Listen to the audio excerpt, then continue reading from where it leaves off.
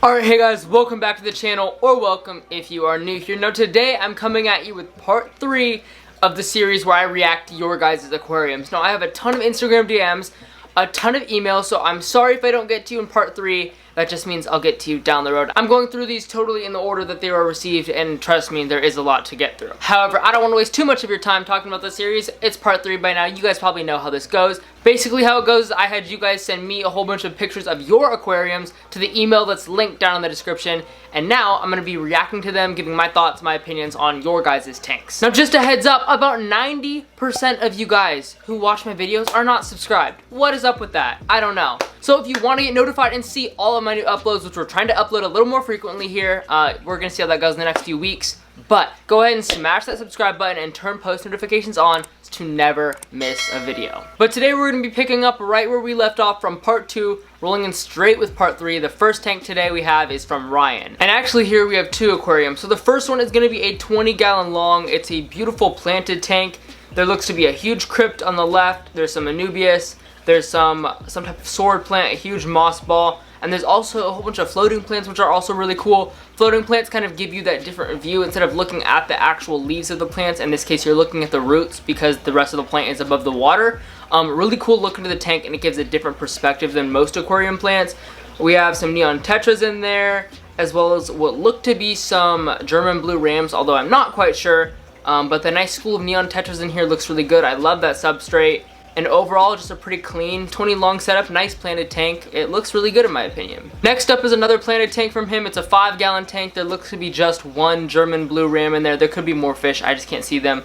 With once again a whole bunch of assorted plants, which looks to be some sort of val, as well as just a few other assorted plants. Love those stones in there. Those stones add nice texture to the aquarium, and it looks really good. Now this next tank comes in from Jack, and I'm assuming he is somewhere outside of the United States because this is a Jewel Rio 180. I'm assuming the 180 refers to liters, and Jewel Rio must be their like aquarium brands there instead of like Aquarium, you know, what we have in the States. Anyways, this super dense planted tank really caught my attention. I mean, those fish in there are gorgeous, but the sheer amount of plants in there is crazy. I'm assuming there's some sort of planted tank substrate going on down at the bottom, but the amount of crypts, swords, what else is going on in here? That crazy long jungle val, even the carpeting plants down below, like, this is some serious dedication, some serious work goes on to keep this tank nice, clean, and pristine. There's literally no algae in here, which is crazy. There's some nice driftwood, some nice dragonstone it looks to be, and overall it's a really clean setup. There's some angelfish, some platies, your basic community fish, but I think the real highlight of the show here is those plants. They look amazing. I could only dream of my planted tank looking this good. The next tank comes in from Nathan or Lucas Steers TV on YouTube. This is a 125-gallon tank.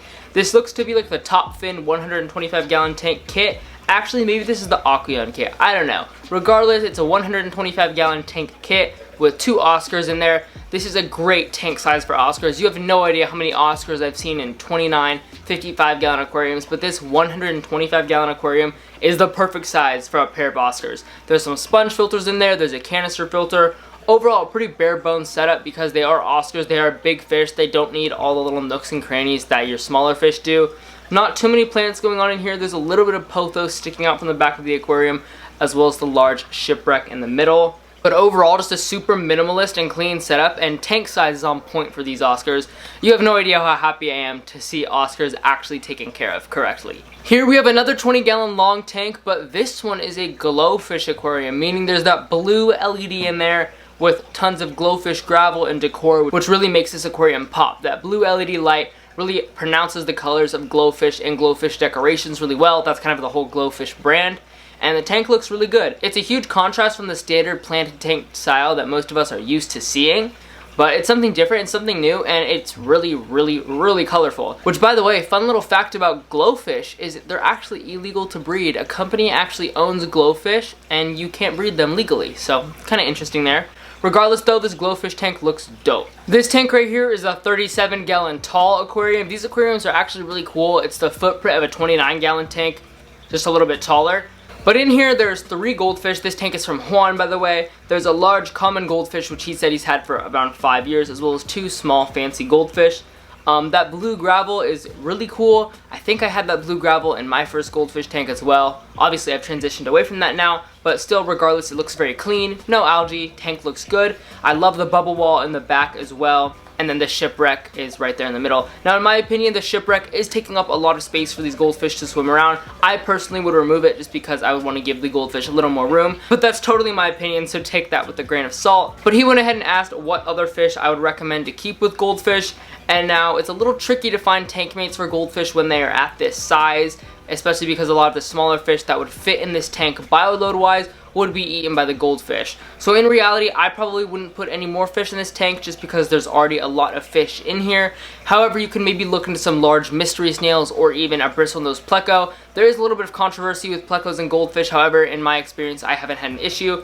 But regardless, mystery snails are a really cool addition and a pretty safe bet. And last but not least, for today's video, we have 2 tanks coming in from the fish dude. Now, first tank here is a 30-gallon tank. This looks to be maybe an older tank because I haven't seen tanks with kind of the wood trim in a long time. Regardless, I do like these larger river stones that are seen as the substrate down here. A little bit different than the normal rainbow colored gravel we see. Your standard plants, a cool bubbler in the middle, a little hang on back filter, but the fish in here look awesome.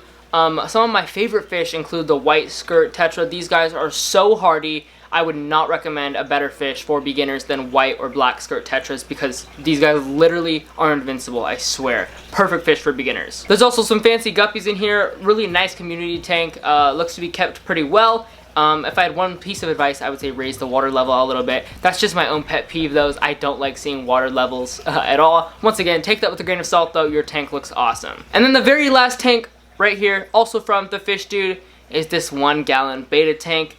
Now, we could do a little bit better here. It is a 1-gallon Betta tank. I can't be nice to everyone, I'm sorry. In my opinion, this Betta fish would be a lot happier in a tank upwards of around 3 gallons. Once again, take that with a grain of salt though. The tank looks clean, the tank looks fresh. There's a nice little plant in the middle, and there is a filter. But if I could give one little piece of advice, I would say try to look into getting a bigger home for your betta fish, as well as looking into getting a heater if it's a little bit cold where you live. Betta fish are tropical fish, so they do benefit from warmer water temperatures. But that is it for this week's installment of reacting to your guys' aquariums. Thank you guys so much for watching. If you guys want to see more of these videos, go ahead and smash that like button to let me know you guys want to see more, as well as send your tanks to that email that's listed down below in the description so I can react to them in some upcoming videos. But that's a wrap for this week's video. I will catch you guys in the next video. Once again, thank you guys so much for watching, and goodbye.